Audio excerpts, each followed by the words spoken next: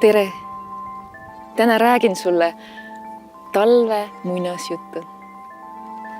Oli talv, sadas lund ja suured kohevad lumehelbekesed liuglesid aeglaselt maapinnale. Kaks lumehelbekest, mis pöörlesid kõrvuti, võtsid kätest kinni ja alustasid vestlust. Üks ütles, kui hea ja rõõmus on niiviisi lennelda. Ei, ütles talle teine. Me mitte ei lendle, vaid me lihtsalt kukume.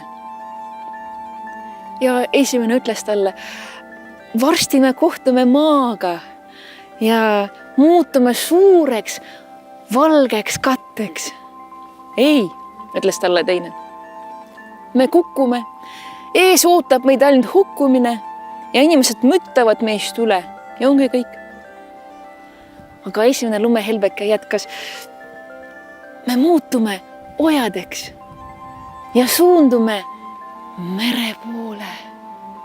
See ongi igavene elu, ütles teine. Me lihtsalt kukume, siis sulame ja kaome igaveseks. Siis nad juba ei tahtnud enam seda vestlust jätkata. Nad lasid kätest lahti ja igaüks lendas sellise elu poole, mille ta ise endale valis.